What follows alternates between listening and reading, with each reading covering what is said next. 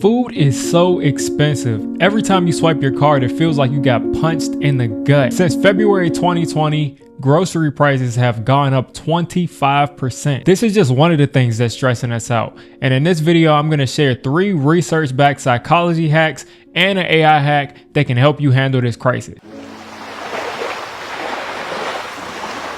I get it. I can't fill your card up for you. I can't pay for your groceries for you. But as someone with a master's in psychology, I can help you come up with some practical ways to get through crises like these. So right now, as I said, groceries have gone up 25% since 2020, which means our brains are pretty much in fight or flight right now. And when you're in this state of thinking, your prefrontal cortex, which is the CEO of your brain, which causes you to make good and sound decisions, completely shuts down. So I remember when I was just in college and I was able to take whatever money I had scrounged up in college to go to stores, go to grocery stores and buy actual groceries and not really break the bank. I was able to go to grocery stores and buy food, buy things like lamb chops, seafood, all kinds of luxury kind of groceries and still be cool.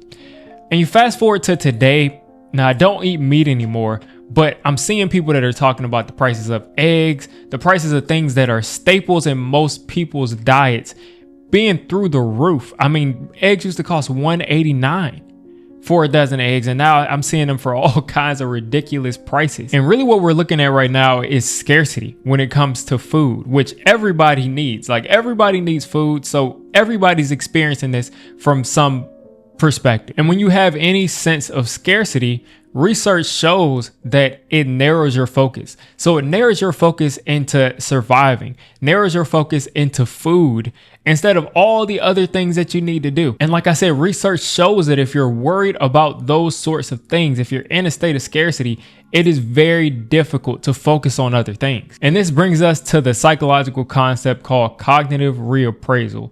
What's cognitive reappraisal? It's pretty much reframing your life. Now just think about all of these sequels or prequels to some of your favorite movies and shows and books and everything, where the villain gets their origin story, where you see the villain in the movie that you originally saw was actually the hero.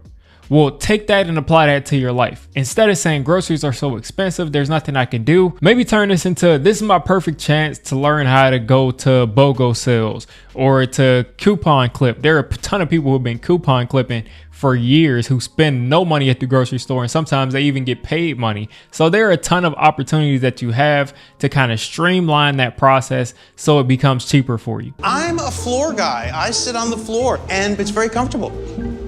I mean, it's just tossing money into the trash receptacle. That's what I think of furniture. Also, you can even reframe your entire perspective of the situation and say, I live in a time where I can go to the grocery store and get food and I don't have to go and chase down an animal for 3 days until it gets tired to eat. So I want you to think about the 3 things that make you the most stressed about going to the grocery store and spending money at the grocery store, and type it into ChatGPT and say, help me reframe these 3 costs, these 3 challenges into 3 positive challenges that I can attack. And that might give you a little bit of satisfaction, at least in the moment. And next I want to talk about gratitude, which I already kind of touched on already. And this falls under reframing, but it's a little bit more specific. So whatever frequency you feel comfortable, this could be every day, this could be once a week, this could be once a month, or this could be just when you're going to go to grocery stores, or every 2 weeks or something like that. But you can write down something like 3 wins in your life.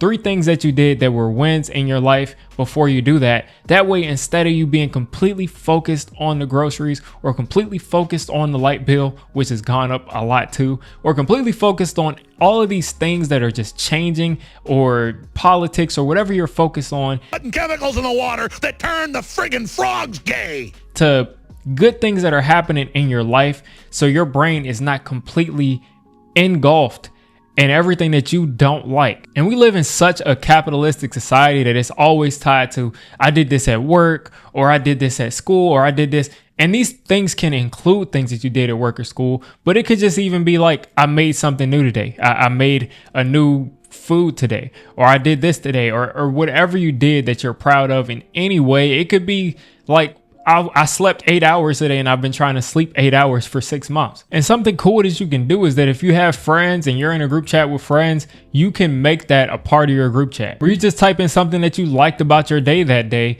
And that becomes a routine to where everybody is talking about how good their life is or how good an aspect of their life is instead of complaining about everything in their life, which people will love to do. People love to complain. I mean, we love to talk about the negative things, but if we're constantly swimming in that, then we're never going to be able to recognize and appreciate the positive things. And this is not a sign to jump into toxic positivity and never talking about negative things, but still appreciate the positive things. And the group chat leads me to another principle, which is having a social anchor. There's no way that you're going to be able to get through any crisis, whether it's the Great Depression, whether it's 2008 where everybody got laid off and a horrible recession, whatever serious crisis that you're going through, you have to have some kind of social anchor.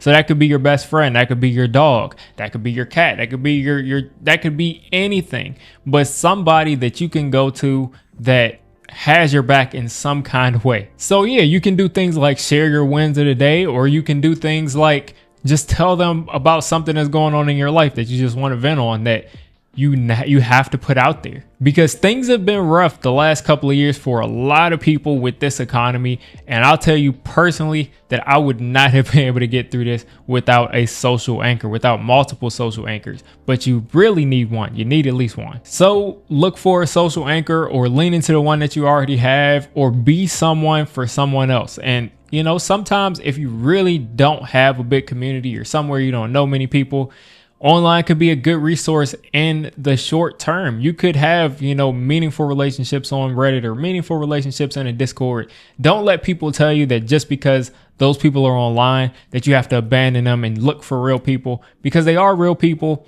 and they can change someone's life. There's a ton of people who have had their lives changed by people they met online. So here's a quick hack for AI. Head over to ChatGPT at the end of days that you're not feeling the best and type in things like, these 3 things are things that I did well this week, or these 3 things are things that I did well this month, or anything like that, and say, write me a short story for how life will look if I continue to do these good things. And once you have something like that, you can hold on to that, and that can help you get through some of those difficult days that we're in, because again, groceries are too expensive. So I've talked recently about how I've been laid off twice the last 2 years. And I'm telling you, it always seems like something happens when you least need it to happen.